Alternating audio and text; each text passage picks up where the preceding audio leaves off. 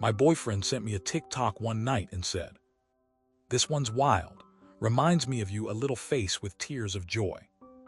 It was a dramatic reading of a Reddit relationship advice post about a controlling, hyperanalytical girlfriend who treated her boyfriend like a case study, not a partner. Halfway through, my stomach dropped. The details weren't similar, they were exact. It wasn't just about me. It was me. My boyfriend had gone to the same subreddit where I spent years giving other people relationship advice, to ask strangers how to survive being with me. And the worst part, Reddit told him to leave. Hey everyone, before we get into the full story, if you like long, detailed Reddit-style relationship stories with messy emotions and hard lessons, please subscribe to the channel and hit the like button. We're pushing toward our first 1,000 subscribers, and your support really helps more people find these stories. All right, let's talk about how the girl who spent years giving strangers relationship advice ended up being the walking red flag in her own relationship. I'm 30F. Online, a lot of people know me as Lena, not my real name, one of those long-winded advice givers on our relationship advice and similar subs. I wasn't a mod, but I was one of those users who writes essays in the comments, gets a lot of upvotes, gets tagged by others like, "I hope Lena replies to this." I've always been that person. The friend everyone calls at 2 a.m. after a breakup. The one who remembers details, who can list patterns, spot narcissists, translate mixed signals. I'd studied psychology for a while in college before switching majors, and I love analyzing people. So when I found relationship subs, it felt like a perfect outlet. I binged them like Netflix. Cheating, love bombing, boundary stomping, enmeshment, trauma bonds. I could spot the dynamics a mile away. And honestly, sometimes I was right. People DM'd me months later. "You told me to leave him, and I did. Best decision ever. You helped me see my mom is emotionally abusive." I felt useful, wise, like I was doing something good. Offline, I had a boyfriend, 32M, let's call him Mark. We met at a board game night friends were hosting. He was quiet, thoughtful, the opposite of the chaotic guys I dated before. He listened more than he talked. He read a ton. He worked in software and had that steady, calm energy I liked. I told myself, this one will be different. I've learned so much from other people's mistakes. I won't repeat them. Spoiler, I repeated them, just in a different way. From the beginning, I approached our relationship like a project. Not consciously. I didn't sit there thinking, I will now optimize this human. But in practice, I dissected every interaction. Why did he phrase that text that way? Why did he pause at that question? Why did he look away for 2 seconds when he said, "I'm fine"? I'd ask, when you said you were tired, did you mean physically or emotionally? There's a difference. If he took more than 10 minutes to reply to a message, I noticed. If he seemed off, I'd mentally cross-reference it with some Reddit post I'd read. Is this avoidant behavior? Is this emotional unavailability? Is this a soft launch to a breakup? He used to joke, dating you is like dating a therapist and an FBI agent at the same time. I took it as a compliment I shouldn't have. The first real conflict point was how I handled his exes. Mark had 2 serious relationships before me. One ex, Julia, he was still vaguely friendly with. Nothing dramatic. They dated years ago. Ended things on neutral terms. Occasionally liked each other's posts on social media. Once or twice a year she'd send a "hope you're well" message. My Reddit brain hated this. In my feed, any contact with exes was emotional cheating, breadcrumbing, backup plan behavior. So when I saw a DM from Julia pop up on his phone once, "Congrats on the new job, you deserve it," I didn't see. Harmless, polite message from an ex. I saw a thread. That night I said, I don't like that she's still in your life. It's not appropriate. You should block her. He looked genuinely taken aback. Block her for saying congrats on my job. She's an ex, I argued. Do you see me talking to my exes? No, that's a boundary. He frowned slightly. We dated 6 years ago. I don't have feelings for her. She lives in another state and is engaged. I'm not secretly plotting to run away with her. Can you explain what exactly makes this so dangerous? I didn't explain, I escalated. It's about respect, I snapped. Everyone on those subs agrees exes should be cut off. Why are you defending her? He sighed. I'm defending my ability to have a past and still be trusted. We went in circles. Eventually, he said, okay, if it makes you feel safer, I won't reply unless it's a big life event or emergency. But I'm not blocking someone who's done nothing wrong. I labeled that in my head as boundary half respected, keep monitoring. Like he was a client who hadn't fully bought into a treatment plan. It wasn't just exes. It was how often we texted, how quickly he replied, how emotionally deep he was in conversations. If he said, I had a rough day, I don't really want to talk about it right now, I'd follow with, avoidant attachment much, you're shutting down intimacy. If he spent a night gaming with his friends instead of talking feelings with me, I'd think, is this emotional unavailability? Is this stonewalling? Sometimes he'd gently push back. Can I just have a bad day without it being a diagnosis?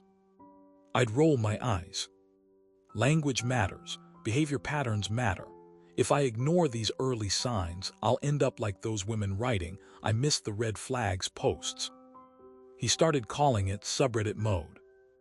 Anytime he expressed a need for space or disagreed, I'd go into labeling, analyzing, pathologizing. To me, it felt like self-protection and insight. To him, it felt like living under a microscope. The thing is, he wasn't perfect either. He was conflict avoidant. If something bothered him, he'd let it simmer instead of bringing it up. He apologized quickly, sometimes too quickly, to end uncomfortable conversations. There were nights when I wanted a deep talk about our future, and he genuinely just wanted to watch a movie and cuddle. To my Reddit-soaked brain, those normal flaws looked like emotional immaturity, lack of commitment, potential long-term instability. I remember one fight where I said, if a stranger wrote what you're doing into a Reddit post, everyone would tell them to leave you. He looked at me sadly and replied, if a stranger wrote how you talk to me into a Reddit post, they'd say you treat me like homework, not a person. I laughed it off. I shouldn't have. The TikTok incident happened on a random Tuesday. We were 3 years into the relationship, living together for one. It had been a tense month. Work stress for both of us. His dad dealing with health issues. Me spiraling on the subs with stories of women wasting their time on men who wouldn't commit. I'd started pressuring him for a timeline. Do you want to get married at all? When? Why haven't I seen a ring? My followers would never put up with this ambiguity. Yes, I really said my followers about strangers on Reddit. He kept saying, I do see a future with you. I just want to make sure we're both healthy and stable first. My dad is sick. My savings took a hit helping him. Can we please not tack wedding planning on top of that this month? To me, that sounded like excuses. In my head, I heard thousands of posts where guys weren't ready right up until they married the next girl. So that night when he sent me a TikTok saying, this reminded me of you face with tears of joy, I assumed it was a meme. I pressed play. A woman's voice narrated, my girlfriend is obsessed with relationship advice subs. I froze. The story. A boyfriend describing his girlfriend as constantly analyzing him, turning every minor issue into diagnostic language, telling him what Reddit would say about him in fights. minimizing his emotional needs because people have it worse. He said she was loving and kind in many ways, but he felt like he was on a reality show being reviewed by strangers. Like nothing he did was ever healthy enough. Like she believed internet strangers more than his actual lived experience. Then came the detail that made my blood run cold. She even told me once, if I posted about your behavior online, you'd be the villain in the comments. I can't stop wondering if she already has. I had said those exact words. Same phrasing, same context. My vision tunneled. The TikTok was a reading of a Reddit post. A post my boyfriend had written about me. I paused it. Is this real? I asked, voice flat. He looked up from his laptop. Yeah, he said slowly. It's from Reddit. Wild how many people have similar dynamics, right? Mark, I said, is this you? His eyes flickered. That tiny delay you only notice when you know someone very well. Why would you think that? He asked too casually. My hands shook. Because I said that exact line to you on the couch 2 weeks ago. The room went very quiet. He exhaled. Yeah, he said finally, it's me. My chest tightened like someone had wrapped steel wire around it. So you went to my subreddit to complain about me, I said. You use strangers for relationship advice instead of talking to me. He stared at me. Lena, he said, strangers have been giving you relationship advice about me for years. You quote them like scripture. I thought I was finally allowed to ask for some too. That shut me up for a second. I did what I'm good at. I deflected into analysis. What did the comments say? I demanded, even though I already knew. He looked away. I grabbed his phone. To his credit, he didn't stop me. I opened Reddit, searched the exact phrasing I remembered. There it was. Title: My girlfriend treats our relationship like a constant therapy session, and I'm exhausted. Top comments: This sounds suffocating, dude. She's pathologizing normal behavior. That's not okay. She's using insight as a weapon. She doesn't want a partner, she wants a patient. Run. I scanned for any mention of cheating, abuse, something that would justify the level of scrutiny I'd put him under. There was nothing.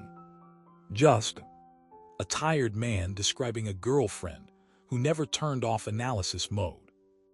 A girlfriend who used the phrase, what Reddit would say, like a trump card. Me. I felt my face get hot. You made me look like a monster, I said weakly. He shook his head. I described what it feels like to be with you, he replied. No more, no less. We fought. Of course we fought. I accused him of betrayal. You made our private issues public. You let strangers dissect me. He stared at me like I'd grown another head. You've been doing that to me from day one, he said. Every time we disagree, you disappear into your apps and come back with a verdict from people who don't know me. That's different, I snapped. I anonymize details, I change things, it's not. I stopped. Did I always anonymize? Fully. Enough that he couldn't stumble onto one and recognize himself. Could his friends? My stomach churned. He continued, voice quiet. Do you know how many nights I heard you typing away after a fight and thought, cool, now 10,000 strangers know my worst moment. And I never even got to explain my side. Reddit isn't therapy, he added, but you treat it like gospel. I wanted, I don't know, a neutral mirror, somewhere I could ask, am I crazy? Is this normal? Without you dissecting my tone in real time. I wanted to argue that Reddit was full of bad advice, that people project, that they push breakups too quickly. But that would mean admitting that I'd built half my identity on a flawed foundation. So instead I said weakly, you should have talked to me. He looked genuinely sad. I did, he said. You just kept telling me what they would say instead of hearing what I was saying. We slept in separate rooms that night. I lay awake, scrolling through the post again. At one point he'd written, "She's not a bad person.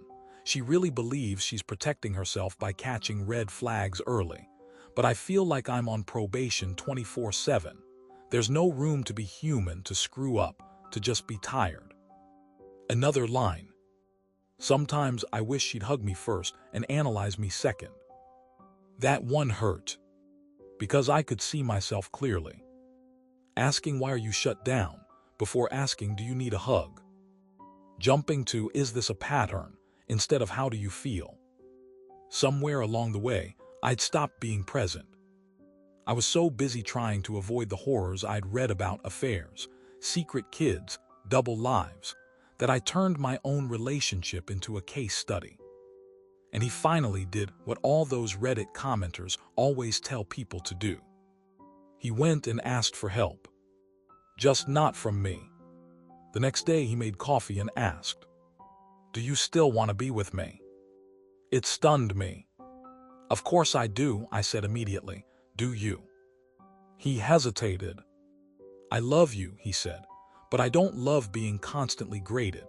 I feel like I have to be Reddit-approved boyfriend at all times or you'll leave, and that's exhausting." He suggested therapy. Real therapy, not Reddit, not us diagnosing each other with attachment styles and personality traits. I resisted. "We're not that bad," I said. "We don't need a stranger to tell us how to communicate."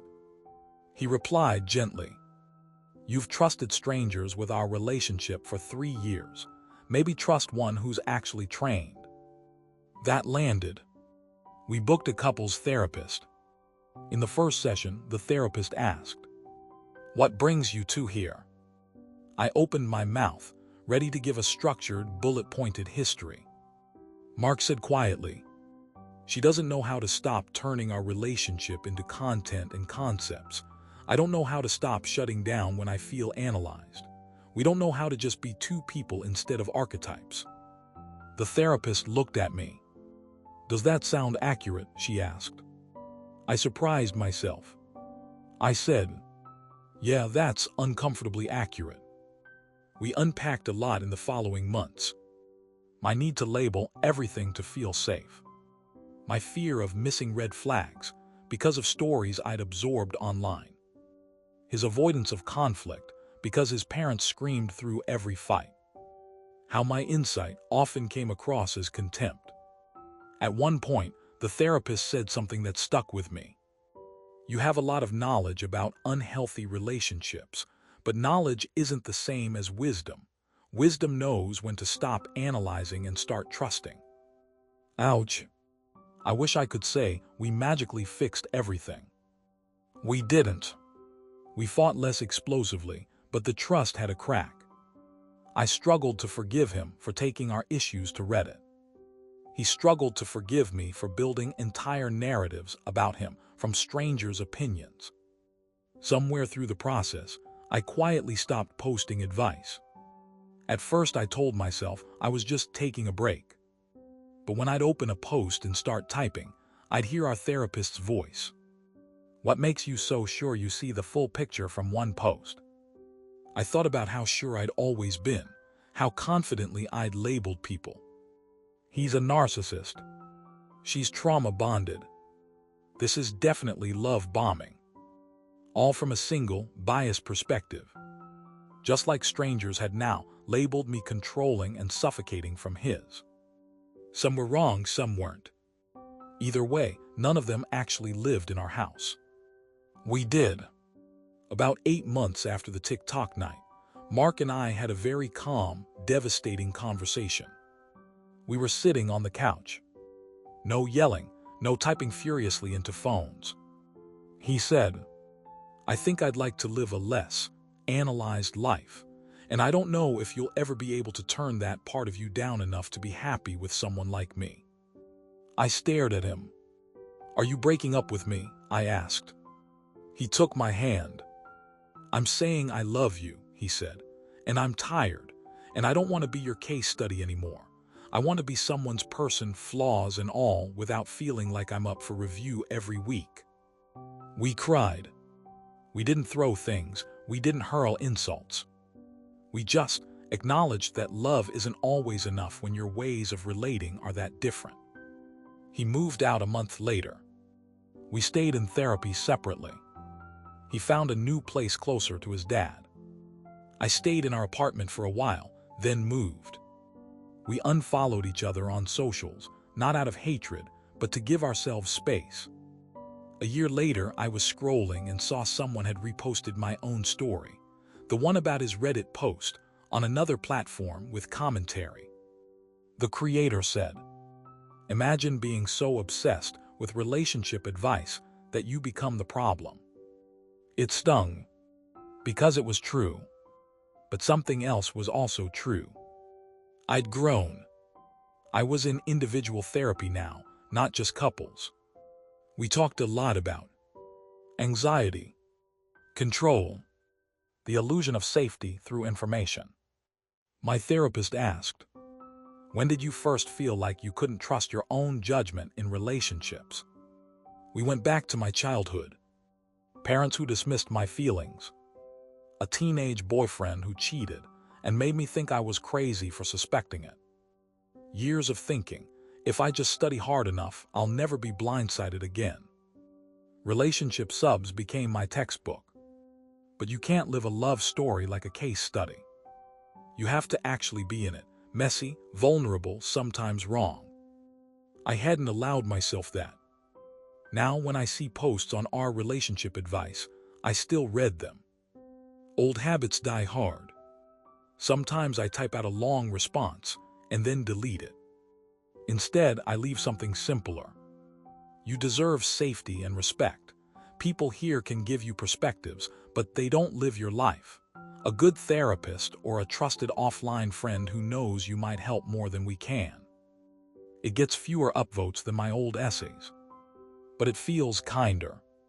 To them, and to whoever is quietly reading over their shoulder in the next room. Because I know now. For every op, there's someone off-screen being reduced to a villain in the comments.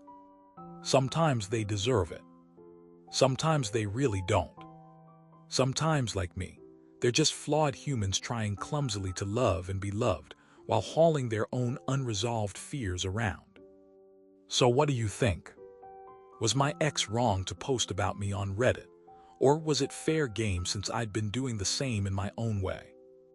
Do you think relationship advice subs help more than they harm, or can they make people like me hyper-paranoid? Have you ever recognized yourself in a story your partner shared online? Let me know in the comments whose side you're on, or if you think we were both wrong, just in different ways. And if you enjoyed this full relationship advice-style story and want more long-form Reddit-style drama, please like this video and subscribe to the channel. We're still pushing for our first 1,000 subscribers, and every click really does help more people find these stories.